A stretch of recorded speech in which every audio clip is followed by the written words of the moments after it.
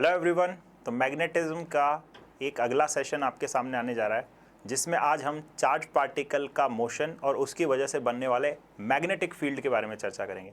अभी तक जो मैग्नेटिक फील्ड बना रहा था हमारे लिए वो कोई करंट कैरिंग एलिमेंट था। इससे हमने करंट कैरिंग स्टेट वायर के जो सारे कॉन्सेप्ट थे वो सीखे। फिर सर्कुलर जो वायर होता है, एक कॉइल होती है, उसकी वजह से बनने वाला हमने देखा मैग्नेटिक फील्ड कैसा होता है। आफ्टर दैट हमने सोलेनॉइड का मैग्नेटिक फील्ड देखा, टॉरॉइड का मैग्नेटिक फील्ड देखा। अब ये सभी जो मैग्नेटिक फील्ड बन रहे थे ये करंट कैरिंग वायर की वजह से बन रहे थे अल्टीमेटली, फाइनली, या तो डायरेक्टली या इनडायरेक्टली। अब हम यहाँ पर मैग्नेटिक फील्ड जो देख रहे हैं वो किसका होगा? मूविंग चार्ज का। अब अगर मूविंग चार्ज मैग्नेटिक फील्ड बनाता है, ये बात पहले दिन ही करी थी मैग्नेटिज्म का जब चैप्टर पढ़ा रहे थे, तो मूविंग चार्ज अगर मैग्नेटिक फील्ड बनाएगा और उसको किसी और एक्सटर्नल मैग्नेटिक फील्ड में रखा जाएगा, तो ये दो टाइप के फील्ड, एक तो मूविंग चार्ज का फील्ड, देखिए कैसे। अभी इसको यहीं डिस्कस करते हैं। तो हम सबसे पहला जो टॉपिक हो रहा है हमारा, वो टॉपिक डिस्कस करें force on charge. Force on charge कहां पर? In magnetic field, moving in magnetic field.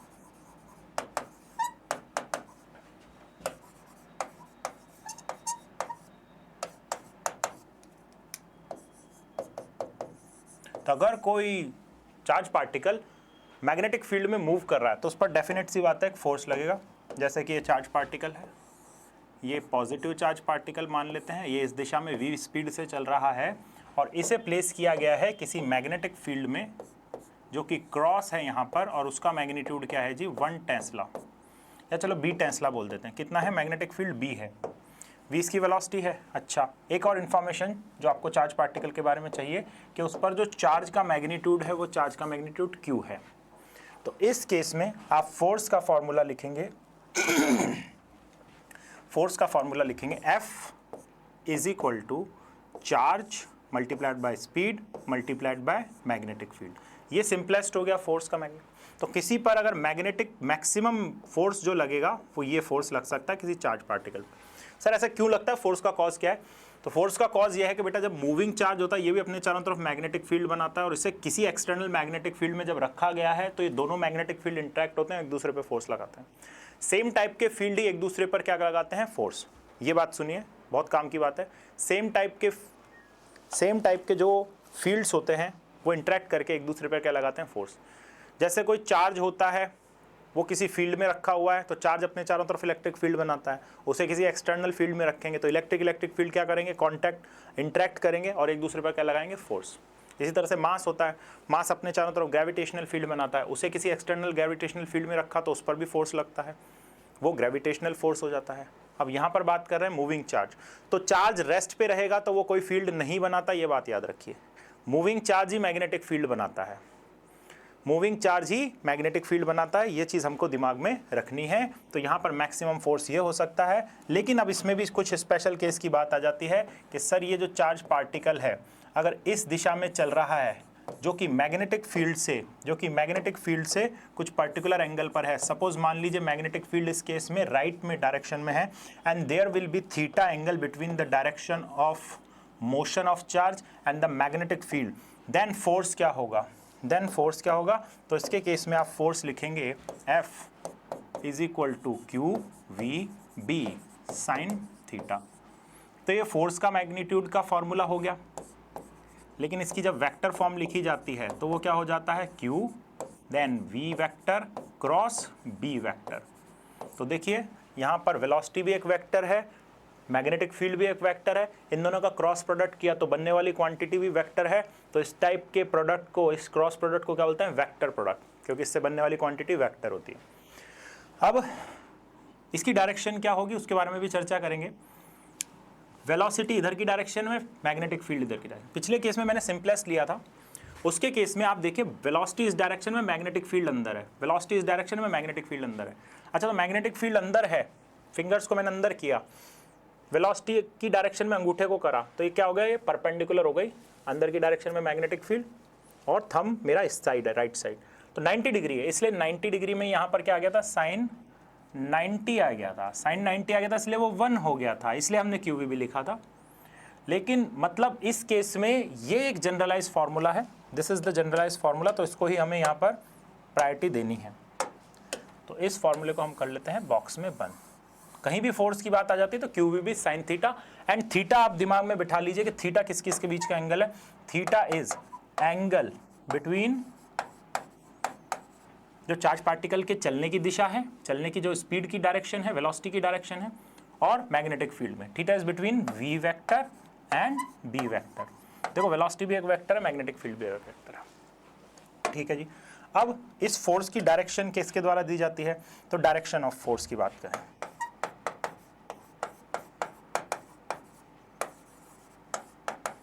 भाई फोर्स एक वेक्टर है, सर ने बताया, तो इस फोर्स की भी तो डायरेक्शन होगी, इस फोर्स की भी डायरेक्शन होगी।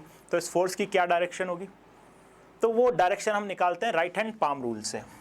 राइट हैंड तो बड़े काम की चीज़ है, फोर्स पे बहुत क्वेश्चन आता है बेटा, तो राइट हैंड पाम रूल से निकालेंगे हम वो फोर्स। अब राइट हैंड पाम रूल को समझ लीजिए, एक ही रूल लेके चल रहा हूँ मैं ज़्यादातर, right hand palm rule. Right hand palm rule में क्या करना है आपको कि आपकी जो स्ट्रेट फिंगर्स हैं, आपके पाम की जो स्ट्रेट फिंगर्स हैं, उनको करना है आपको किसकी डायरेक्शन में, उनको आप कर देंगे मैग्नेटिक फील्ड की डायरेक्शन में। ठीक है। आपका जो थंब है, आपका जो थंब है वो कर देंगे आप किसकी डायरेक्शन में, वेलोसिटी की डायरेक्शन में। तो फिर आपका जो परपेंडिकुलर टू पाम है, जो परपेंडिकुलर टू पाम है वो देगा आपको फोर्स की डायरेक्शन। अब इसको समझना पड़ेगा कि परपेंडिकुलर टू द पाम कैसे देगा फोर्स की डायरेक्शन। वो बात इससे कंक्लूड हुई यहाँ से कि अच्छा ये होने के बाद ये, तो राइट हैंड पाम रूल क्या कहता है, जैसे कि इसके केस में मैग्नेटिक फील्ड डायरेक्शन अंदर की साइड है, तो मैंने स्ट्रेट फिंगर्स, ये हाथ स्ट्रेट करना है हमको, राइट हैंड ही यूज़ करना है because it is right hand palm rule. तो स्ट्रेट करा और ये जो सीधी फिंगर्स हैं इनको कर लिया मैग्नेटिक फील्ड की डायरेक्शन में, ये कर दिया मैग्नेटिक फील्ड डायरेक्शन, क्योंकि मैग्नेटिक फील्ड यहाँ पर क्या है, परपेंडिकुलर इनवर्ड है। अब मैग्नेटिक फील्ड परपेंडिकुलर इनवर्ड है तो आपने स्ट्रेट फिंगर को करा इसकी डायरेक्शन में, अब थंब को किसकी डायरेक्शन में, थंब को खोल दीजिए, थंब को आप वेलोसिटी की डायरेक्शन में। क्यों, क्योंकि वेलोसिटी राइट डायरेक्शन में है। तो परपेंडिकुलर टू पाम ऊपर, परपेंडिकुलर टू पाम ऊपर, तो इस केस में फोर्स किस डायरेक्शन में लग रहा होगा, आप बोलेंगे कि सर इस केस में फोर्स ऊपर की डायरेक्शन में लग रहा होगा। ठीक है, तो इस केस में फोर्स ऊपर की डायरेक्शन में आ गया। सर इस केस में बताइए। ठीक है, तो आप कर दीजिए पहले मैग्नेटिक फील्ड की डायरेक्शन में फिंगर्स, स्ट्रेट फिंगर्स को मैग्नेटिक फील्ड की डायरेक्शन में कर दीजिए, क्योंकि राइट हैंड यूज़ करना है, उसकी स्ट्रेट फिंगर्स को मैग्नेटिक फील्ड की डायरेक्शन में। थंब को करना है वेलोसिटी की डायरेक्शन में, ये लो, थंब को करना है वेलोसिटी की डायरेक्शन, ये लो, ये इस डायरेक्शन में थंब को कर दिया। तो perpendicular to palm, perpendicular to palm आपको देने वाला है फोर्स की डायरेक्शन। इस केस में परपेंडिकुलर टू पाम अंदर की साइड, देखिए ऐसे कुछ परपेंडिकुलर टू पाम यही तो होगा भाई, है ना, ये डायरेक्शन रही फील्ड की, ये डायरेक्शन रही आपकी वेलोसिटी की। तो परपेंडिकुलर डाम यहाँ, परपेंडिकुलर टू द पाम यहाँ पर आ रहा है क्रॉस, तो फोर्स इसके केस में परपेंडिकुलर इनवर्ड लगेगा, फोर्स इसके केस में परपेंडिकुलर इनवर्ड लगेगा।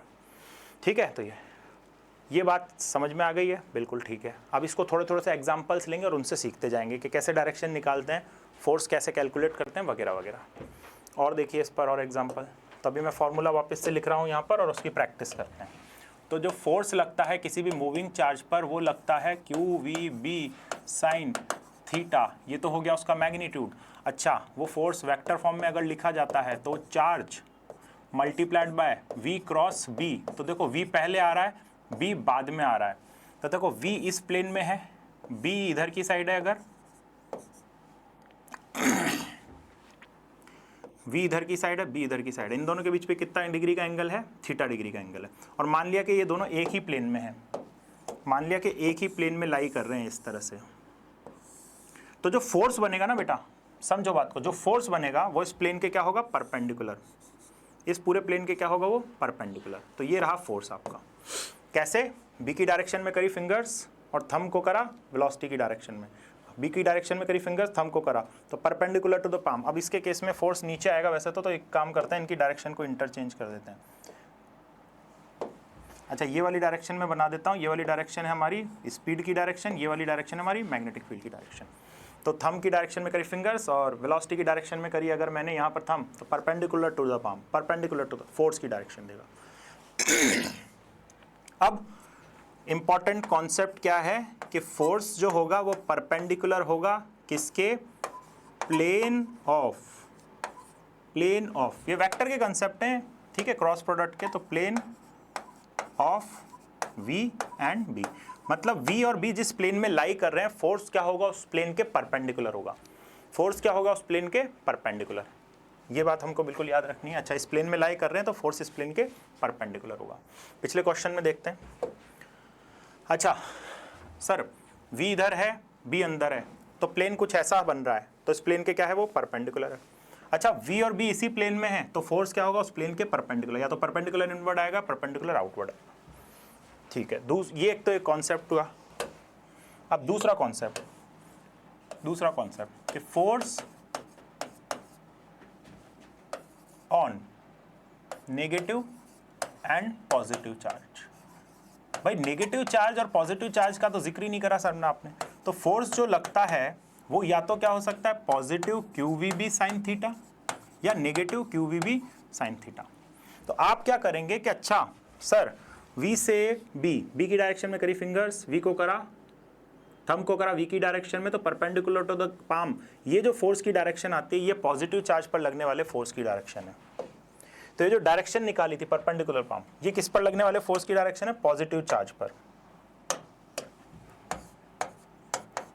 पॉजिटिव चार्ज पर। अच्छा, अगर सर नेगेटिव चार्ज आ जाए तो क्या करूं, बेटा डायरेक्शन इसकी ऑपोजिट कर दो, डायरेक्शन क्या कर दीजिए इसकी, जस्ट ऑपोजिट। अच्छा, तो सर इसके केस में मैग्नेटिक फील्ड की डायरेक्शन में करी फिंगर, थंब को करा स्पीड की डायरेक्शन में, perpendicular to the palm, positive charge पर लगने वाली डायरेक्शन को बता रहा है, तो नेगेटिव चार्ज पर ऑब्वियस सी बात है कहां लग रहा होगा, नीचे की साइड, उसकी जस्ट ऑपोजिट डायरेक्शन में, ठीक है। तो एक एग्जांपल के थ्रू इसको समझते हैं। एग्जांपल जैसे कि ये इलेक्ट्रॉन है और ये इलेक्ट्रॉन इस दिशा में चल रहा है और इस दिशा में चल रहा है, और यहाँ पर मैग्नेटिक फील्ड क्या है, मैग्नेटिक फील्ड यहाँ पर क्रॉस है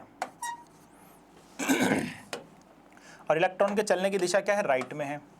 तो हम बोलेंगे कि मैग्नेटिक फील्ड की दिशा में करी फिंगर, थंब को करा वेलोसिटी की डायरेक्शन में, तो परपेंडिकुलर टू द पाम क्या देता है, पॉजिटिव चार्ज पर लगने वाले फोर्स की डायरेक्शन, पॉजिटिव चार्ज, लेकिन ये क्या है, नेगेटिव चार्ज। तो अच्छा, पॉजिटिव पर सर ऊपर आ रही है, तो नेगेटिव पर क्या कर दूं, नीचे की साइड। तो नेगेटिव चार्ज पर फोर्स कहाँ लग रहा होगा, नेगेटिव चार्ज पर आपका फोर्स लग रहा होगा डाउनवर्ड डायरेक्शन में, because it is negative charge. तो पॉजिटिव पर अगर ऊपर लग रहा है तो आप रूल तो बिल्कुल पॉजिटिव की साइड से लगाइए, अगर आपको पता है कि नेगेटिव चार्ज है तो उस पर ऑपोजिट डायरेक्शन लगा दीजिए, ठीक है, ओके। अब इस पर देखिए और कॉन्सेप्ट, जैसे कि आपको फोर्स दे दिया, फोर्स नहीं, पहले तो V और B करते हैं। पहला 2 3 4 केसेस देखेंगे इस पर, तो ये फर्स्ट, सेकंड, थर्ड और फोर्थ, ठीक है। अब करते जाते हैं। ये V वेक्टर दे रखा है, यहाँ पर B वेक्टर दे रखा है और यहाँ पर फोर्स का वेक्टर दे रखा है। अब हम अलग अलग एग्जांपल्स के थ्रू समझते जाएंगे। अच्छा, स्पीड अगर इधर है और मैग्नेटिक फील्ड अगर अंदर है, क्रॉस है, तो मैग्नेटिक फील्ड की डायरेक्शन में करी फिंगर्स, चलो इसको इंटरचेंज कर लेते हैं ताकि जो पहले करना है वो हमको समझ में आ जाएगा। यहाँ पहले लेंगे हम B वेक्टर, यहाँ पर लेंगे हम B वेक्टर, यहाँ पर लेंगे हम V वेक्टर, तो फिर फोर्स की डायरेक्शन लिखते जाते हैं। देखिए अब, अच्छा B वेक्टर की डायरेक्शन में करी फिंगर्स, पहले स्ट्रेट फिंगर्स B वेक्टर की डायरेक्शन में करी, फिर थंब को क्या करना है, वेलोसिटी, वेलोसिटी बेटा अंदर है परपेंडिकुलर, वेलोसिटी क्या है, परपेंडिकुलर इनवर्ड, तो फिर perpendicular to the palm force की डायरेक्शन को बताएगा, किस पर, पॉजिटिव चार्ज पर। तो फोर्स क्या आ गया, पॉजिटिव चार्ज पर नीचे, फोर्स कहाँ गया, पॉजिटिव चार्ज पर नीचे। अगर नेगेटिव चार्ज हो जाएगा तो जस्ट इसकी ऑपोजिट डायरेक्शन हो जाएगी। और एग्जांपल देखिए, अच्छा मैग्नेटिक फील्ड सर ऊपर है और ये डॉट है, मैग्नेटिक फील्ड ऊपर है तो ये डॉट है। अच्छा, मैग्नेटिक फील्ड की डायरेक्शन में करी फिंगर, डॉट मतलब direction of velocity, direction of velocity की डायरेक्शन में किसको करना है, थंब को करना है, तो लो थंब ऐसे हो पाएगा ना, और तो कोई तरीका नहीं है करने का। मैग्नेटिक फील्ड की डायरेक्शन में फिंगर, थंब को करा ऊपर की साइड, तो फोर्स की डायरेक्शन क्या आ रही है, परपेंडिकुलर टू पाम, इधर की साइड, तो फोर्स की डायरेक्शन क्या हो जाएगी आपकी, ये वाली, ठीक है सर। और देखिए, मैग्नेटिक फील्ड क्रॉस कर दिया और इसके केस में वेलोसिटी को इधर चला दिया, तो मैग्नेटिक फील्ड की डायरेक्शन में करी मैंने स्ट्रेट फिंगर, थंब को करा वेलोसिटी की डायरेक्शन में, वेलोसिटी इधर जा रही है, तो perpendicular to palm, perpendicular to palm कहाँ आ रहा है, ऊपर की साइड आ रहा है, ठीक। अब एक बार देखिए कि यहाँ पर आपका मैग्नेटिक फील्ड इधर है और वेलोसिटी इधर जा रही है। अच्छा, मैग्नेटिक फील्ड इधर है तो ये स्ट्रेट फिंगर इधर और थंब को करा वेलोसिटी की डायरेक्शन में इधर की साइड, तो perpendicular to palm, perpendicular to palm किसकी डायरेक्शन हो जाएगी, फोर्स की डायरेक्शन हो जाएगी। तो that is how you can find out the direction of force. एक एग्जांपल लेते हैं जिसमें हम बात कर रहे हैं आई कैप, जे कैप वगैरह वगैरह की। तो 5th नंबर का देखिए कि अगर ये आपको कुछ ऐसे दे देता है आई कैप और के कैप। अब आई कैप के कैप आपको इनका क्या करना है, क्रॉस प्रोडक्ट करना है, लेकिन आपको क्रॉस प्रोडक्ट करना होता है वी का इसके साथ। तो हम आई कैप, जे कैप और के कैप इसको करना जानते हैं। आई कैप जे कैप का जब प्रोडक्ट कर दिया जाता है तो के कैप आ जाता है, जे कैप के कैप का करते हैं तो आई कैप आ जाता है, के कैप आई कैप का करते हैं तो जे कैप आ जाता है। अगर इसके उल्टे सीक्वेंस में चलते हैं तो चीज़ें नेगेटिव हो जाती हैं। अच्छा, इसी के हिसाब से सबसे पहले मुझे क्या लेना है, सबसे पहले मुझे क्या लेना है, वी वेक्टर लेना है, ठीक है। तो पहले मुझे वी वेक्टर से जाना है, तो अब वी वेक्टर किस में है, के में। तो मुझे इसके एग्जाम्पल के हिसाब से जो कार्रवाई करनी है, मुझे क्या करना है, के वेक्टर का क्रॉस प्रोडक्ट किसके साथ करना है, आई वेक्टर के साथ। क्यों, क्योंकि मेरा जो फॉर्मूला है वो क्या कहता है, वेक्टर फोर्स का वेक्टर फॉर्मूला, तो वो है v क्रॉस b, पहले वेक्टर से दूसरे वेक्टर की साइड। यहाँ पर इंपॉर्टेंस है, आप सीक्वेंस चेंज नहीं कर सकते, आपको v क्रॉस b करना पड़ेगा, b क्रॉस v नहीं कर सकते। कर देंगे तो क्या हो जाएगा सर, बेटा डायरेक्शन अपोजिट आ जाएगी और आंसर गड़बड़ हो जाएगा। अच्छा, एक्चुअल आंसर होगा जे कैप में, तो आपका आ रहा होगा माइनस जे कैप में, ठीक। तो हमको के आई करना है, पहले v करना है। अच्छा, v कहाँ पर है, के में। अच्छा, b कहाँ पर है, i में। अच्छा, k क्रॉस i करूँगा, तो इसके हिसाब से k क्रॉस i करूँगा तो क्या आ जाएगा, जे कैप। तो यहाँ पर आंसर क्या आ गया आपका, जे कैप, ठीक। तो ये चीज़ समझ में आई आपको।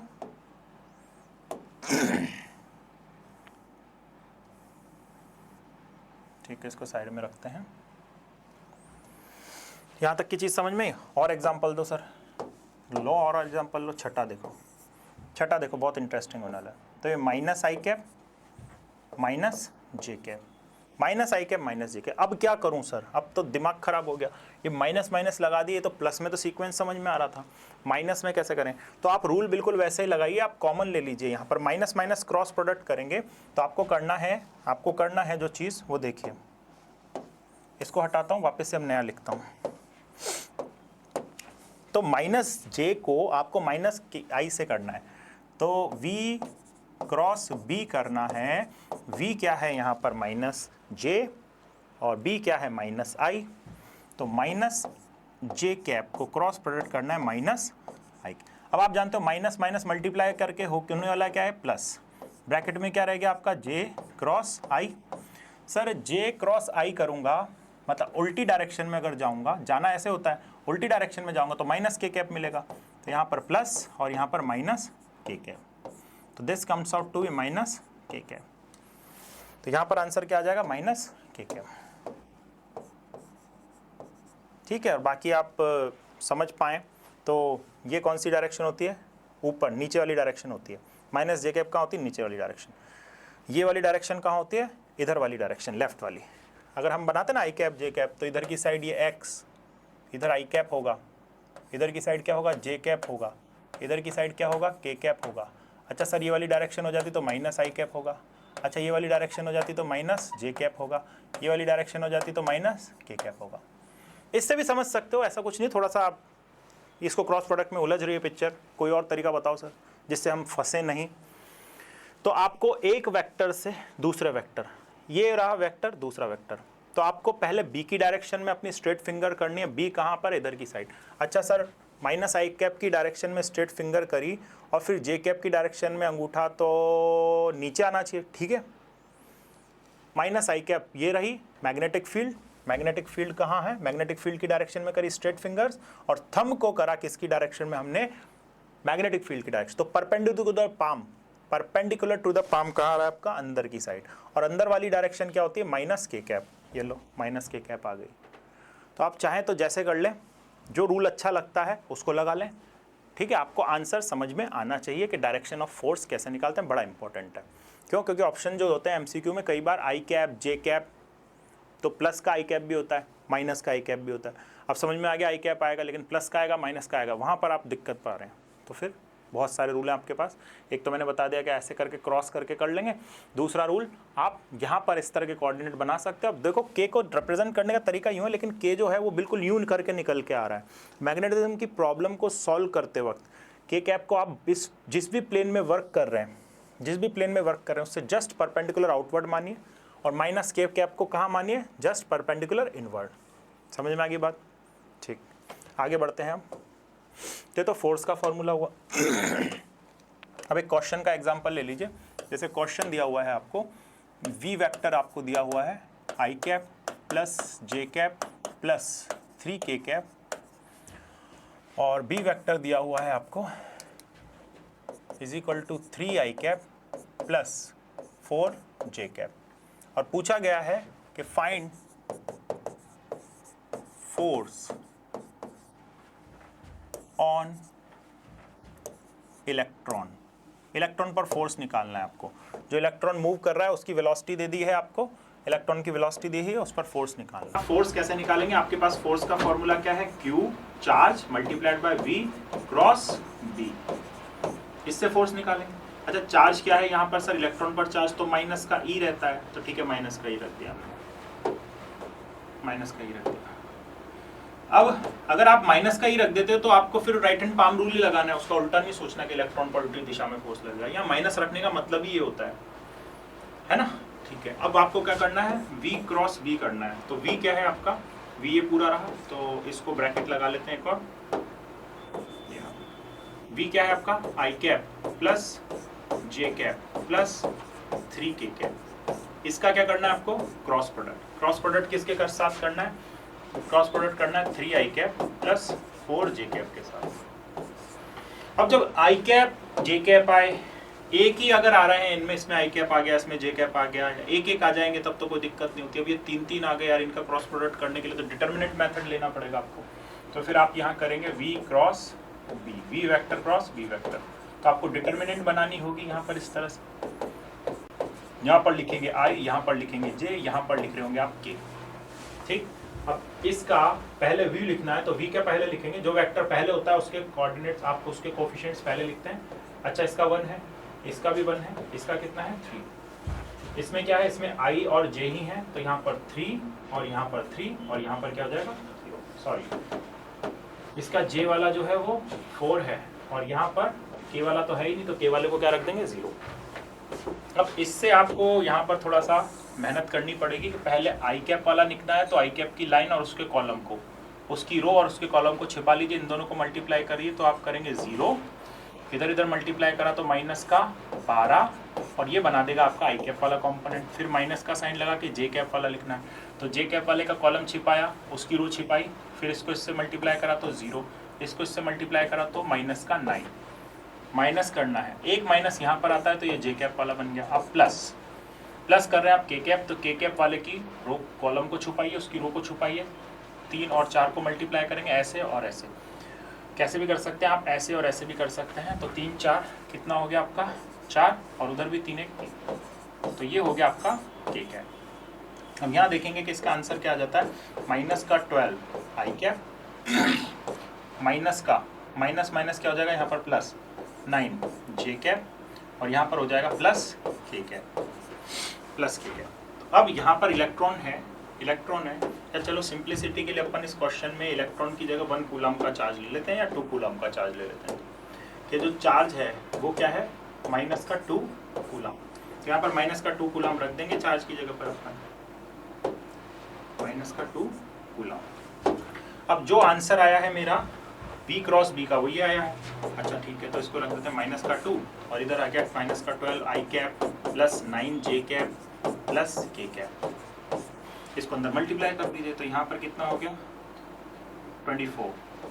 अब 24 किसका हो जाएगा? प्लस का, तो 24 आई कैप, ये मल्टीप्लाई होके माइनस का 18 जे कैप, और ये अंदर मल्टीप्लाई होके माइनस का 2 के कैप।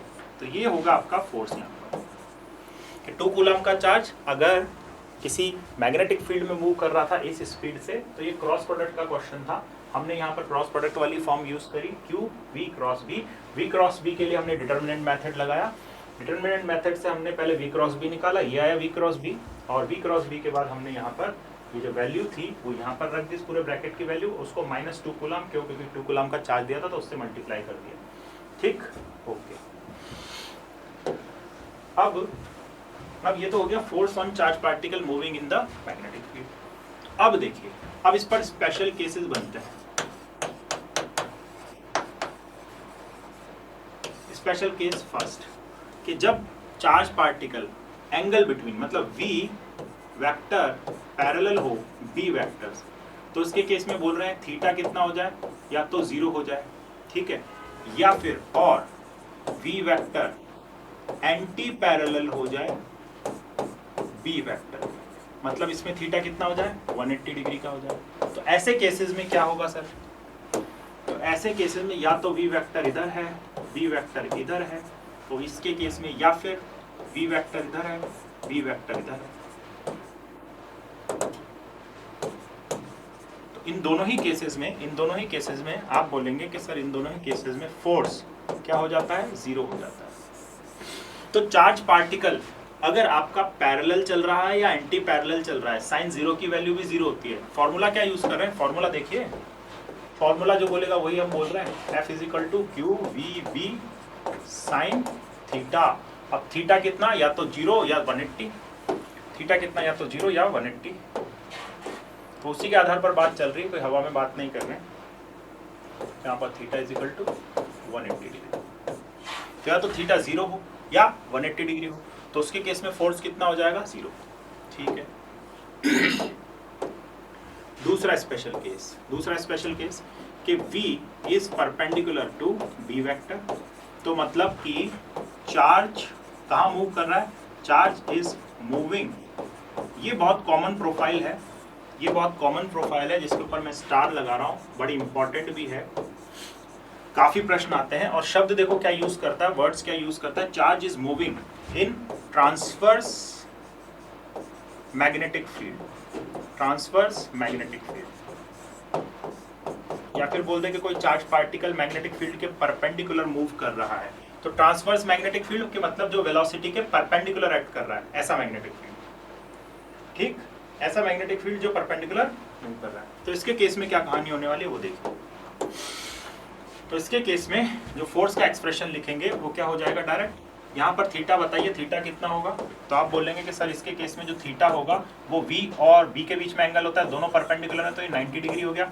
तो इसके केस में जो फोर्स लग रहा होगा, जो फोर्स बोलेंगे वो फोर्स क्या हो जाएगा, QVB, और ये मैक्सिमम फोर्स होगा, क्योंकि साइन 90 की वैल्यू 1 होती है, तो QVB, तो मैक्सिमम फोर्स होगा। अब इसमें और क्या क्या चीजें होती है, तो फोर्स हो गया, और देखिए इसी को लेकर चल रहे हैं।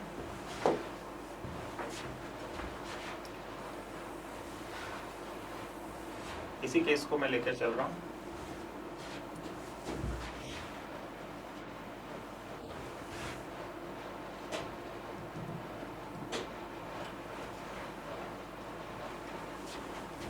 एक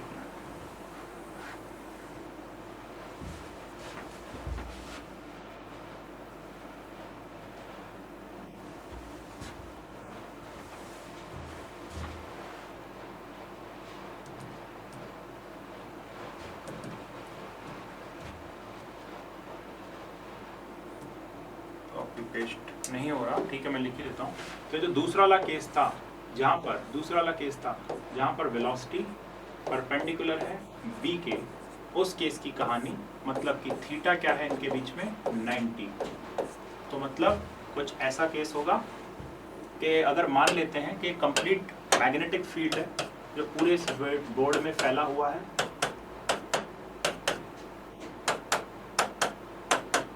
अब इसमें अगर कोई चार्ज पार्टिकल मूव कर रहा है, चार्ज पार्टिकल v वेलोसिटी से मूव कर रहा है, ये पॉजिटिव चार्ज पार्टिकल है, v वेलोसिटी से मूव कर रहा है, तो इस पर फोर्स कैसे निकालें, मैग्नेटिक फील्ड अंदर, थंब को करा वेलोसिटी की डायरेक्शन में, तो परपेंडिकुलर टू द पाम क्या देने वाला है मेरे को, फोर्स की डायरेक्शन। तो फोर्स कहाँ आ रहा होगा, इधर की साइड फोर्स आ रहा होगा। अब इस तरह से जब फोर्स और वेलोसिटी परपेंडिकुलर होते हैं तो आपका जो पाथ बनेगा वो पाथ कुछ ऐसा बनेगा, कर्व। अब आप यहाँ पर पहुँच चुके हो, और जो वेलोसिटी होती है वह वेलोसिटी पाथ की क्या होती है, टेंजेंशियल। तो इस डायरेक्शन में आपकी वेलोसिटी हो गई, ठीक है।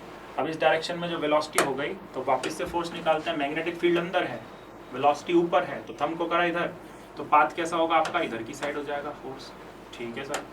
अब इसकी वजह से वापस से सर्कुलर पाथ होगा, इसको आगे बढ़ाया, यहाँ पर जाके पहुंचे, यहाँ पर जाके पहुंचे तो अब देखिए वेलोसिटी किस डायरेक्शन में होगी। आप बोलेंगे सर वेलोसिटी तो पाथ के टेंजेंशियल होती है, तो वेलोसिटी इस डायरेक्शन में होगी। अच्छा, मैग्नेटिक फील्ड अंदर है और थंब को करा वेलोसिटी इधर है, तो अब फोर्स कहाँ लग रहा है? Perpendicular inward. तो फोर्स हमेशा, ये पाया गया कि फोर्स हमेशा towards the centre of circle लग रहा है, और इस तरह से घूमते घूमते ये पूरा सर्कल कंप्लीट हो जाएगा। मतलब कि पाथ कैसा रहेगा पार्टिकल का? पाथ कैसा रहेगा पार्टिकल का? यहाँ पर सर्कल में रहेगा। तो इस केस में जो पाथ आता है वो सीधा लिख दें कि पाथ क्या होता है? सर्कुलर। तो पाथ ऑफ चार्ज पार्टिकल, अगर वो ट्रांसवर्स मैग्नेटिक फील्ड में घूम रहा है तो path of charge particle is equal to क्या रहता है? Circle, circular.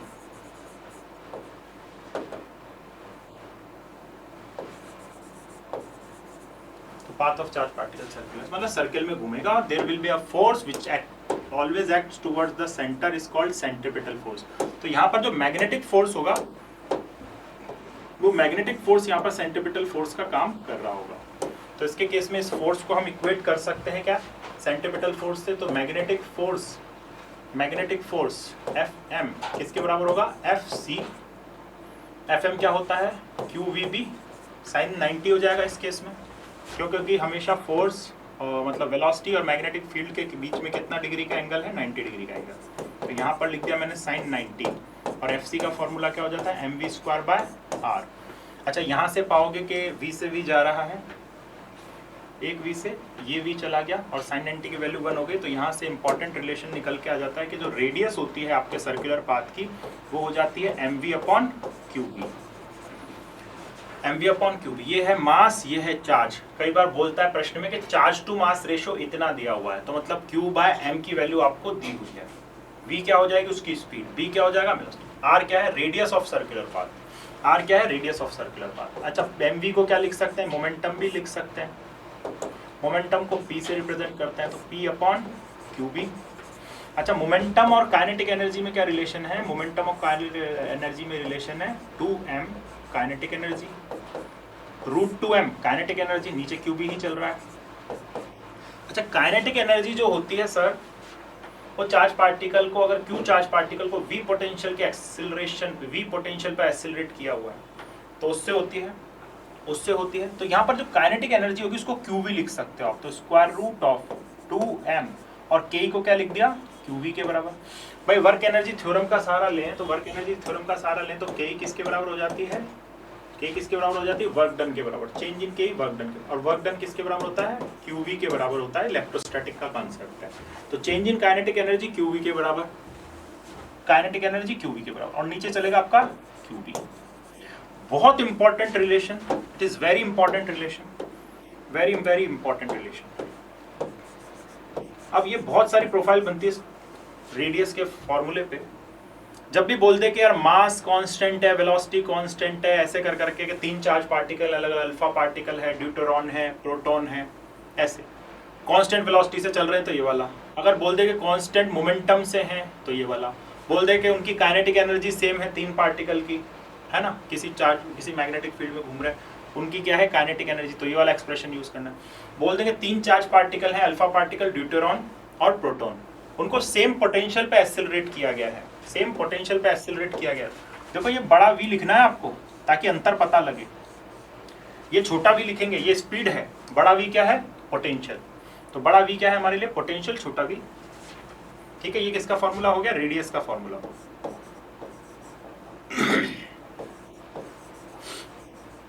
किसकी रेडियस? भाई ये जो सर्कुलर पाथ में घूम रहा है उसकी रेडियस r। अब अगर सर्कुलर पाथ में घूमता रेडियस होती है तो बेटा इसके केस में टाइम पीरियड भी होता है। तो टाइम पीरियड, दूसरा टाइम पीरियड। अब टाइम पीरियड क्या फॉर्मूला क्या निकल के आता है यहाँ पर? सीधा सीधा सा फॉर्मूला है, time period is equal to क्या हो जाता है? 2πm/qb। तो यहाँ पर टाइम पीरियड का एक्सप्रेशन कैसे निकल के आता है? हम ऊपर रखते हैं 2πr/v, और r की जगह ये वाली वैल्यू रख देते हैं तो v से भी कैंसिल आउट हो जाता है, तो 2πm/qb आ जाता है। तो 2πr तो सर्कुलर पाथ की डिस्टेंस, v वेलोसिटी होती है, r की जगह हमने रेडियस रख दी तो 2πm/qb आ गया। अच्छा, टाइम पीरियड अगर ये है तो सर फ्रीक्वेंसी क्या होगी? फ्रीक्वेंसी हो जाएगी इसकी जस्ट उल्टी, क्योंकि टाइम पीरियड का रेसिप्रोकल होती है फ्रीक्वेंसी, तो वो 2πm आ जाएगी। ठीक है सर। अच्छा, ओमेगा की बात करें, एंगुलर फ्रीक्वेंसी,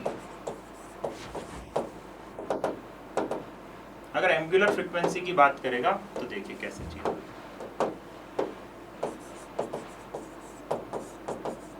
सर्कुलर या पीरियडिक, किसी भी पीरियडिक मशीन के कॉन्सेप्ट्स हो सकते हैं। ओमेगा इज इक्वल टू क्या होता है, 2π/t। तो omega is equal to 2π/t, 2π/t, T का इनवर्स प्रोपोर्शन। तो ये क्या निकल के आ जाएगी आपकी QB/m, क्योंकि omega is equal to 2πf होता है, तो 2π इसमें मल्टीप्लाई कर दोगे तो 2π से 2π कैंसिल आउट, QB/m, तो ओमेगा ही निकल के आ गया। अच्छा, तो जो ओमेगा है, फ्रीक्वेंसी है और टाइम पीरियड है, ये कभी भी वेलोसिटी स्पीड पर निर्भर नहीं करते। This is very important point. तो जो टाइम पीरियड है, एंगुलर फ्रीक्वेंसी, लीनियर फ्रीक्वेंसी है, ये कभी भी इस पर निर्भर नहीं करते स्पीड पर। ठीक, ओके। एक और एक्सप्रेशन देखिए, वो एक्सप्रेशन किसका हो जाएगा यहाँ पर, काइनेटिक एनर्जी का। तो काइनेटिक एनर्जी निकालनी इस चार्ज पार्टिकल की, तो इसकी वेलोसिटी इस डायरेक्शन में, वेलोसिटी इस डायरेक्शन में, वेलोसिटी इस डायरेक्शन में, वेलोसिटी, लेकिन इसकी काइनेटिक एनर्जी कांस्टेंट रहती है। काइनेटिक एनर्जी कांस्टेंट रहती है, और वो क्या होती है, हाफ m v का स्क्वायर। अच्छा, v कहाँ से लाऊं सर, बेटा इसी एक्सप्रेशन से v लिया। v इस एक्सप्रेशन के हिसाब से क्या हो जाएगा, v इस एक्सप्रेशन के हिसाब से QBr/m, v क्या हो जाएगा, QBr/m। तो v स्क्वायर यहाँ रख देंगे, v स्क्वायर यहाँ रख देंगे, तो वो क्या हो जाएगा, 1/m, 1/2m q square v square q square b square r square m square. एक m से एक m चला जाएगा, तो जो काइनेटिक एनर्जी आएगी उसको आप लिख सकते हैं हाफ या फिर q square b square r square by 2m। तो जो काइनेटिक एनर्जी है, देखो वो इस केस के हिसाब से ये हो गई kinetic energy, q square b square r square by 2m। तो काइनेटिक एनर्जी का एक्सप्रेशन हो गया। काइनेटिक एनर्जी कांस्टेंट रहती है।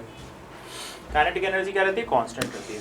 अगर आप स्पीड चेंज नहीं करा रहे हो, तो सर्कुलर पाथ में इंपॉर्टेंट बातें क्या क्या याद रखनी है इसमें मुझे, इस केस में इंपॉर्टेंट बातें क्या क्या हैं वो देखो, मैं लिख देता हूँ। तो एक तो अगर v वेक्टर परपेंडिकुलर है b वेक्टर के, मतलब वेलोसिटी और मैग्नेटिक फील्ड परपेंडिकुलर है, तो इस केस में क्या होगा, स्पीड जो होगी, मतलब कि v को क्या बोल रहा हूँ, स्पीड जो होगी वो क्या रहेगी आपकी, कांस्टेंट। मतलब घूमेगा तो सही, लेकिन यूनिफॉर्म सर्कुलर मोशन करेगा, UCM। ठीक है। दूसरा, पाथ कैसा होगा, पाथ होगा सर्कुलर। ठीक है। तीसरी चीज, चेंज इन काइनेटिक एनर्जी क्या होगा, 0। काइनेटिक एनर्जी में चेंज 0 होगा, काइनेटिक एनर्जी तो होगी, काइनेटिक एनर्जी तो होगी क्योंकि स्पीड है, घूम रहा है, स्पीड तो है ना, चल तो रहा है। जो भी चीज चलती है उसके पास काइनेटिक एनर्जी होती है, जो भी चीज चलती है उसके पास काइनेटिक एनर्जी होती है। तो चेंज इन काइनेटिक एनर्जी 0, मतलब kinetic energy initial is equal to kinetic energy final. तो मतलब इसके केस में काइनेटिक एनर्जी कंजर्व रहेगी। दूसरी बात, मैग्नेटिक जो फोर्स होता है FM, मैग्नेटिक फोर्स तरीके से लिखते हैं, तो मैग्नेटिक फोर्स ओनली क्या करता है, डायरेक्शन चेंज करता है, ओनली चेंजेस डायरेक्शन।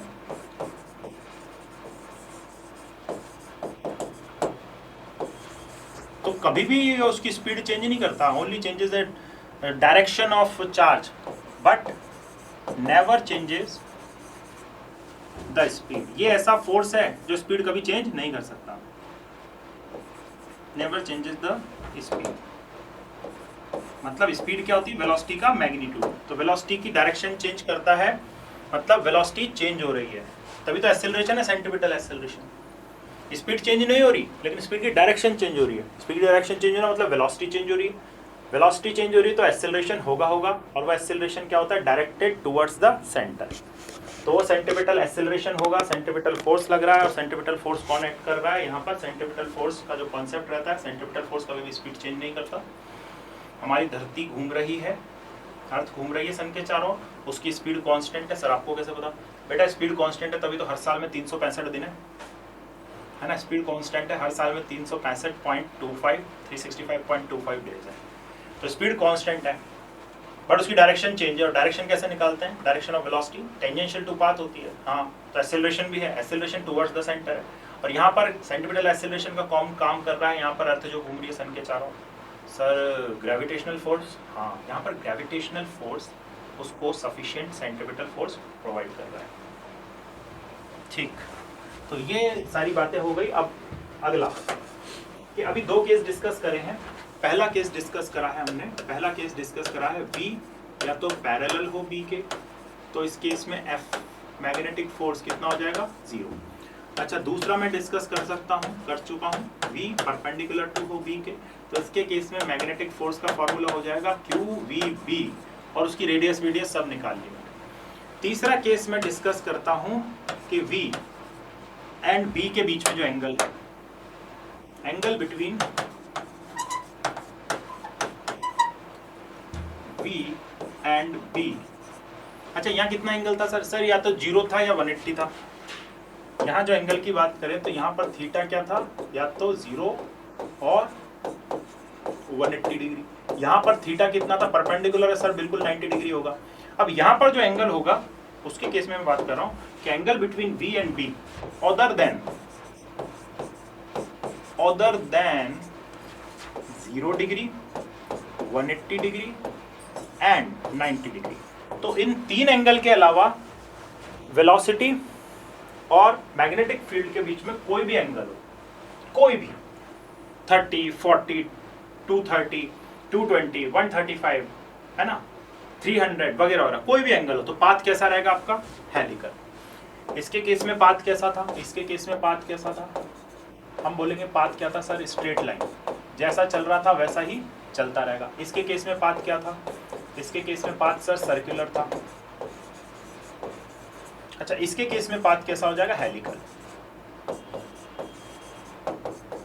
तो हेलिकल पाथ हो जाएगा, बड़ा इंपॉर्टेंट है। हेलिकल पाथ कैसा होता है देखिए। तो मैग्नेटिक फील्ड इस केस में अभी इधर है और वेलोसिटी मान लेते हैं कि वेलोसिटी किस डायरेक्शन में? इस डायरेक्शन में वेलोसिटी। और कितने डिग्री का एंगल है दोनों के बीच में? दोनों के बीच में आप बोलेंगे कि थीटा का एंगल है। अब देखिए, अब वेलोसिटी के दो कंपोनेंट ब्रेक होंगे। वेलोसिटी और मैग्नेटिक फील्ड के बीच में ये है, तो वेलोसिटी का एक कंपोनेंट ये हो गया v cos थीटा और वेलोसिटी का एक कंपोनेंट हो गया v sin थीटा। अच्छा, तो इसको ये कैसे करेंगे सर? इसको ये ऐसे करके घुमा देंगे, कुछ ऐसे करके।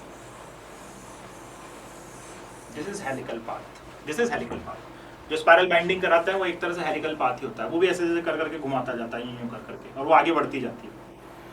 तो ये वाला कंपोनेंट क्या कर रहा है? इसको आगे बढ़ाने का काम कर रहा है। ये वाला कंपोनेंट क्या करता है? इसको गोल घुमाने का काम कर रहा है। अगर केवल यही कंपोनेंट होता तो ये मैग्नेटिक फील्ड के परपेंडिकुलर होता। हाँ ठीक है सर, मैग्नेटिक फील्ड के जो परपेंडिकुलर कंपोनेंट होता है उसको सर्कुलर पाथ देता है और ये वाला कंपोनेंट उसको आगे बढ़ाता है। तो ये कुछ ऐसे कर करके चलता भी जाएगा और घूमता भी जाएगा। ये चलेगा भी सही और घूमेगा भी सही, ट्रांसलेटरी मोशन भी करेगा और सर्कुलर मोशन भी करेगा साथ। तो अब इसके केस में जो रेडियस निकलेगी, फर्स्ट इसके केस में जो रेडियस निकलेगी वो कैसे निकलेगी वो देखिए। तो यहाँ पर रेडियस, फर्स्ट रेडियस देने का काम कौन करता है? सर्कुलर जो फोर्स लग रहा है, जो परपेंडिकुलर है वेलोसिटी, उसके केस में सर्कुलर मोशन होता है।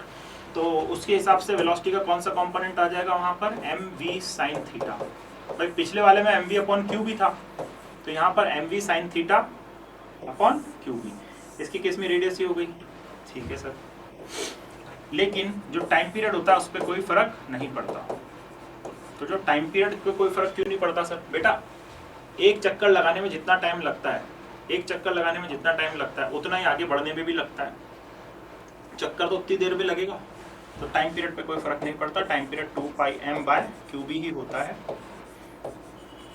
सोचो, मैंने बताया था time period is independent of speed. Speed के दो कंपोनेंट हैं, क्या लेना देना है? टाइम पीरियड तो स्पीड पर निर्भर नहीं करता। Time period does not depends on speed. तो यहाँ लिख देते हैं does not depends on speed.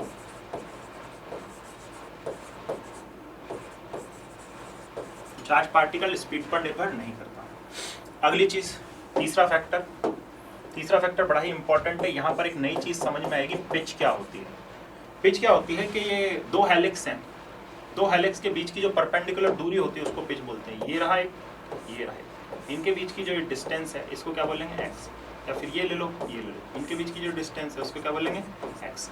X क्या कहलाती है हमारी, पिच। इट्स नॉट क्रिकेट की पिच। पिच मतलब ये जो थ्रेड होता है ना, पूरा एक रोटेशन पूरा कर लेता है, या फिर थ्रेड को घुमान, किसी बोतल के ढक्कन को घुमाया तो होगा पानी पीते हुए, बोतल का पूरा एक रोटेशन देने पर वो जितनी ऊपर जाए खोलते वक्त और बंद करते हुए बोतल का ढक्कन पूरा एक रोटेशन करने पर जितनी नीचे जाए उसे क्या बोलेंगे, पिच। जितनी ऊपर जाए या जितनी नीचे जाए, मतलब इस थ्रेड और इस थ्रेड, इस हेलिक्स और इस हेलिक्स के बीच की जो दूरी होती है, लीनियर डिस्टेंस, उसी को हम पिच बोल रहे होते हैं। और पिच का क्या फॉर्मूला होता है, पिच का फॉर्मूला होता है, पिच का फॉर्मूला होता है, ये एक तरह की दूरी है, तो स्पीड इनटू टाइम। अब स्पीड कौन सी वाली लेंगे, ये वाली, क्योंकि ये cos थीटा वाला जो कंपोनेंट है ये तो इसको आगे बढ़ा रहा है, ये जो v cos थीटा वाला कंपोनेंट है ये इसको आगे बढ़ा रहा है, तो इसके केस में हम लेंगे स्पीड इनटू टाइम। लेकिन हम क्या ले रहे हैं यहाँ पर, v multiplied by v cos theta multiplied by time. Speed v cos theta multiplied by time. तो उसको याद कैसे रखें सर, x बराबर बेटा tv, tv तो देखते हैं ना, tv cos theta, tv cos theta. अब t में वो वाली वैल्यू रख दीजिए 2 पाई m, तो टाइम पीरियड की वैल्यू अपॉन qb, फिर v cos theta. So that is how you can calculate the pitch. याद रखने का तरीका tv cos थीटा, याद रखने का तरीका tv cos थीटा। पिच का डायरेक्ट फॉर्मूला हो गया tv cos थीटा। थीटा क्या है, theta is the angle between magnetic field and velocity vector.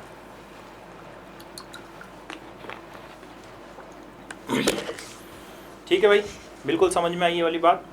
तो ये बहुत इंपॉर्टेंट कॉन्सेप्ट्स हैं, ये एक बार दिमाग में बैठ गए तो बस सवाल में वैल्यूज देगा, लेकिन हमको दिमाग में बैठ जाना चाहिए। अच्छा, 3 टाइप का केस हो रहा है यहाँ पर, किसका, फोर्स ऑन चार्ज का, कि या तो चार्ज पार्टिकल जो चल रहा है या तो चल ही नहीं रहा, तब तो फोर्स का जिक्र ही नहीं। और कौन कौन से में फोर्स नहीं होगा, अगर सर चल रहा है तो 0 डिग्री पे चले मैग्नेटिक फील्ड से और 180 पे, मतलब या तो पैरेलल चले या एंटी पैरेलल चले, या फिर चले ही ना, रेस्ट में रहे। इन तीनों केसेस में मैग्नेटिक फोर्स क्या होता है, 0। इलेक्ट्रिक फोर्स हमेशा जिंदा रहता है, अभी अगला टॉपिक है। अगर किसी भी चार्ज पार्टिकल को इलेक्ट्रिक फील्ड में रखा है तो उस पर हमेशा फोर्स लगेगा, लेकिन किसी चार्ज पार्टिकल को मैग्नेटिक फील्ड में रखा है तो फोर्स लग भी सकता है और नहीं भी लग सकता। नहीं लगने के केस कौन कौन से होते हैं, कि आपका चार्ज पार्टिकल रेस्ट पे है, आपका पार्टिकल के पास चार्ज ही नहीं, जैसे न्यूट्रॉन अगर चल रहा है किसी मैग्नेटिक फील्ड में तो उस पर फोर्स थोड़ा लगेगा, है ना, तो न्यूट्रॉन पर कोई फोर्स नहीं लगेगा। चार्ज पार्टिकल या तो मैग्नेटिक फील्ड के पैरेलल चल रहा है या एंटी पैरेलल चल रहा है, इन केसेस में भी क्या हो जाता है, मैग्नेटिक फोर्स 0 हो जाता है। दूसरा, अगर वो मैग्नेटिक फील्ड से परपेंडिकुलर चल रहा है, मतलब ट्रांसवर्स मैग्नेटिक फील्ड में चल रहा है, या फिर बोले नॉर्मल टू मैग्नेटिक फील्ड है उसकी डायरेक्शन ऑफ वेलोसिटी, तो इस केस में पाथ क्या हो जाएगा, सर्कुलर। इस केस में पाथ सर्कुलर। और अगर इन दोनों के अलावा कोई भी और एंगल पे चल रहा है, थीटा अदर देन 180 0 डिग्री है, तो उसका पाथ क्या हो जाएगा, हेलिकल। और हेलिकल की रेडियस क्या हो जाएगी, हेलिकल पाथ में जो ये सर्कल बन रहा है यूं कर करके, उसकी रेडियस का ये फॉर्मूला है। और वो आगे जितना बढ़ रहा है तो ये डिस्टेंस जो पिच है, पिच का ये फॉर्मूला हो गया tv cos थीटा। और टाइम पीरियड का फॉर्मूला यहाँ भी वही है, प्रीवियस वाला जो केस देखा था उसमें भी टाइम पीरियड का फॉर्मूला 2 पाई m अपॉन qb है। तो टाइम पीरियड में कोई फर्क नहीं पड़ता है यहाँ पर। ठीक, अब देखिए अगला इंपॉर्टेंट कॉन्सेप्ट होता है लॉरेंट्ज फोर्स। पहले क्वेश्चन कर लेते हैं, लॉरेंट्ज फोर्स पर जाने से पहले बोलेंगे कि proton, deuteron, proton and alpha particle, proton and alpha particle, पूरा लिखते हैं, proton and alpha particle moving in transverse magnetic field, transverse magnetic field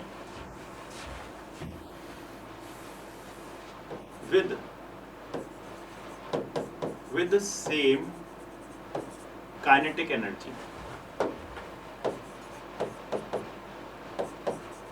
then find the ratio of their radius। तो उनकी रेडियस का रेशियो बताइए आप। अब देखो हमारे पास r के बहुत सारे हथियार हैं, रेडियस का एक तो ये है r is equal to mv upon qb। अच्छा, mv को क्या लिख सकते हैं सर, p लिख सकते हैं qb। अच्छा, p का एक रिलेशन होता है वर्क पावर एनर्जी में पढ़ा 2m kinetic energy upon qb। अच्छा जी सर, इसको क्या लिख सकते हैं काइनेटिक एनर्जी को 2m और फिर q और बड़ा v बोले तो पोटेंशियल, और यहाँ पर qb। अच्छा, इनमें से किसने जिक्र क्या करा है सवाल में पढ़े तो proton and alpha particle moving in the transverse magnetic field same kinetic energy, then you will have to choose this expression. तो जो शब्द बोलेगा सेम पोटेंशियल तो ये वाला, सेम मोमेंटम तो ये वाला, सेम स्पीड तो ये वाला, ठीक। तो दोनों का तो अच्छा, इसको निकालता हूं मैं सिस्टम से बाहर, अब मेरा रेडियस का एक्सप्रेशन बन गया square root of 2m ke by 2b। अच्छा, मैं जब वो मूव कर रहे हैं तो मैग्नेटिक फील्ड चेंज नहीं कर रहा, तो मैग्नेटिक फील्ड दोनों के दोनों जिसमें मैग्नेटिक फील्ड में मूव कर रहे हैं वो सेम। अच्छा, दोनों का जो काइनेटिक एनर्जी भी उसने बोल दिया सेम काइनेटिक एनर्जी है, उसने बोला, मैं नहीं बोल रहा। तो फिर ये दो भी एक तरह का कांस्टेंट है, ये भी हट गया। तो फिर मेरी जो यहाँ पर रेडियस होती है वो किसके प्रोपोर्शनल हो गई, square root of m upon q के। अब इसी एक्सप्रेशन को लेकर चलना है। मुझे किस किस की रेडियस पूछी है, पहले प्रोटॉन फिर अल्फा पार्टिकल। तो radius of proton plus radius of alpha particle किसके बराबर हो जाएगी, square root of mass of proton plus mass of alpha particle. फिर ये उल्टा है, नीचे है तो इसको पलट के कर देंगे रेशो, इसको पलट के कर देंगे तो charge on alpha particle and charge on proton. ठीक है जी, ऐसे प्रोपोर्शनलिटी एस्टेब्लिश कर दी। फिर r1 upon r2 is equal to m1 upon m2 का स्क्वायर रूट और q2 अपॉन q1 का स्क्वायर, है ना। स्क्वायर रूट नहीं होगा यहाँ पर, स्क्वायर रूट नहीं होगा, ये गलती है क्योंकि बिना स्क्वायर रूट के लिखा हुआ है नीचे वाली चीज़, तो उसको बिना स्क्वायर रूट के लिखेंगे। तो ये हो गया q अल्फा और q प्रोटॉन। बस अब इसमें वैल्यूज रख दीजिए इन सब की। तो देखो यहाँ पर मास ऑफ प्रोटॉन क्या होता है, मास ऑफ प्रोटॉन हम m मान लें तो मास ऑफ अल्फा पार्टिकल कितना हो जाता है, 4 है। मास ऑफ प्रोटॉन m मानते हैं और उसी से रिलेट करते हैं फिर अल्फा पार्टिकल के मास को। अल्फा पार्टिकल का भाई अल्फा पार्टिकल क्या होता है, तो अल्फा पार्टिकल के बारे में मैं बताऊं तो अल्फा पार्टिकल क्या होता है मेरा 2He4। अच्छा, तो यहाँ पर a कितना हो गया 4 और ये उसका मास हो गया, ठीक है 4। अगर उसमें प्रोटॉन एक m बल दिया तो ये कितना हो गया 4 है। अच्छा, ये तो बात हुई इसकी। अब फिर इसकी बात करें, charge on alpha particle, charge on alpha particle किसके बराबर रहता है, 2e के बराबर, और इस पर कितना चार्ज रहता है, प्लस e के बराबर। तो अब जो जो चीज़ें कैंसिल आउट हो रही है वो चीज़ें यहाँ से हटा देते हैं, m से m चला गया, e से e चला गया। देखो जी भैया, यहाँ पर 1/4 है तो वो हो जाएगा 1 बाय स्क्वायर रूट करेंगे 2, और यहाँ पर रहा 2/1, मतलब कि रेशियो कितना आ गया 1:1। तो अल्फा पार्टिकल और प्रोटॉन दोनों अगर सेम काइनेटिक एनर्जी से चल रहे हैं ट्रांसवर्स मैग्नेटिक फील्ड में, तो उनकी जो रेडियस का रेशो आया वो सेम आ गया, 1:1 आ गया, उसमें कोई अंतर नहीं आया। तो बढ़िया सा सवाल है, और इसी तरह के सवाल बहुत आए हुए हैं, काफ़ी कॉमन है, चाहे जेई ले लें चाहे नीट ले लें। तो सारे एक्सप्रेशन है, हमको कौन सा चुनना है वो ध्यान रखना है हमको यहाँ पर, ठीक है जी। अगला, अब ट्रांसवर्स, अब लॉरेंज फोर्स की बात करते हैं।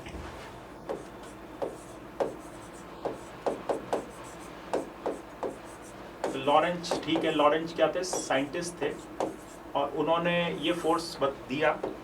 और इस फोर्स का मतलब क्या है कि अगर कोई चार्ज पार्टिकल किसी कंबाइंड इलेक्ट्रिक और मैग्नेटिक फील्ड में चार्ज पार्टिकल घूम रहा है तो उस पर फोर्स कितना लगता है वो होता है। सो चार्ज पार्टिकल मूविंग इन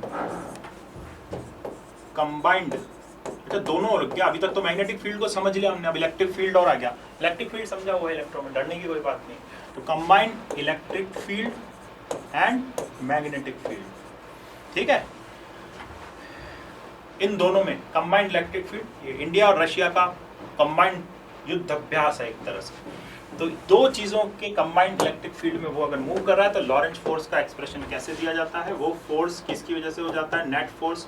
नेट फोर्स सर एक तो इलेक्ट्रिक फील्ड की वजह से होगा, इलेक्ट्रोस्टैटिक फोर्स, प्लस एक मैग्नेटिक फील्ड की वजह से होगा। तो यहाँ पर जो होगा आपका, इसकी वजह से जो फोर्स होता है, इसकी वजह से जो फोर्स होता है इलेक्ट्रिक फील्ड वो क्यू ही होता है सर। इसकी वजह से आपने बताया Q V B sine theta होता है। तो ये लो नेट फोर्स ऐसे बन गया दोनों की वजह से। अच्छा वेक्टर फॉर्म देखिए, वेक्टर फॉर्म में लिखेंगे तो वेक्टर फॉर्म में क्या हो गया, Q E vector plus Q V cross B vector.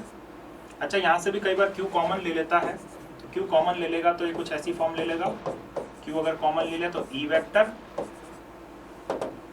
है ना। कभी किस्मत सही रही, ऐसे ही एक्सप्रेशन दे दी उसने कि आपको फोर्स का मैग्नीट्यूड और ऐसा एक्सप्रेशन ही लिखना है कि इलेक्ट्रिक फील्ड को इस वेक्टर से पी वेक्टर से रिप्रेजेंट कर रहे हैं, स्पीड को क्यू वेक्टर से रिप्रेजेंट कर रहे हैं, मैग्नेटिक फील्ड को इस वेक्टर से रिप्रेजेंट कर, बताओ फोर्स का जो वेक्टर है वो कैसे लिखा जाएगा।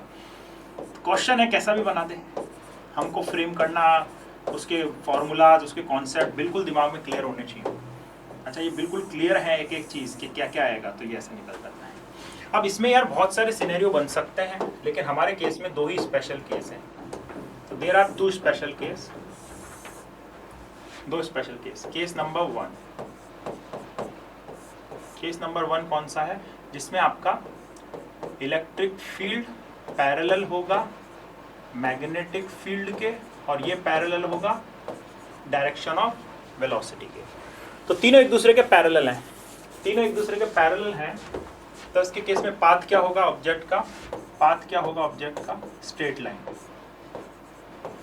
Straight line. कैसे देख लीजिए कैसे। अच्छा V भी इधर, B भी इधर, अच्छा E भी इधर, तीनों इसी डायरेक्शन में लग रहे हैं। तो देखो मैग्नेटिक फोर्स तो 0 हो जाएगा, इसके केस में मैग्नेटिक फोर्स तो 0 हो जाएगा, लेकिन इलेक्ट्रिक फोर्स ही लगेगा। तो F नेट जो होगा वो किसका सम है, एक तो मैग्नेटिक फोर्स का प्लस इलेक्ट्रिक फोर्स का। तो यहाँ पर मैग्नेटिक फोर्स होने वाला है 0, केवल इलेक्ट्रिक फोर्स ही लगेगा, इलेक्ट्रोस्टैटिक फोर्स। तो इलेक्ट्रो F नेट किसके बराबर हो जाएगा, इस केस में आप बोलेंगे F नेट किसके बराबर हो जाएगा, QE के बराबर। अब यार Q ये जो चार्ज की वेलोसिटी है, ये जो चार्ज चल रहा है ना, चार्ज चल रहा है तो स्ट्रेट लाइन में चलता रहेगा ना, लेकिन फोर्स तो लगेगा उस पर, लेकिन इलेक्ट्रिक फोर्स लगेगा। एक्सेलरेशन आएगा, हाँ एक्सेलरेशन भी आएगा। स्पीड कांस्टेंट नहीं लगेगी क्योंकि फोर्स नॉन जीरो है, तो नेट फोर्स नॉन जीरो है, ये बात याद रखिए। इसके केस में इकलौता फोर्स लगेगा जो इलेक्ट्रिक फील्ड की वजह से, मैग्नेटिक फील्ड की वजह से कोई फोर्स नहीं लगेगा, क्योंकि बी और वी पैरेलल, थीटा की वैल्यू कितनी 0। हमारा मैग्नेटिक फोर्स का फॉर्मूला में साइन थीटा आता है, साइन 0 0 हो जाएगा, तो ये वाला एक्सप्रेशन 0। ठीक, तो इसके केस में मोशन कैसा रहेगा, स्ट्रेट लाइन, बट कैसा रहेगा, एक्सेलरेटेड, बट एक्सेलरेटेड। तो या तो उस पर एक्सेलरेशन वर्क करेगा, या तो स्पीड बढ़ रही होगी या स्पीड घट रही होगी।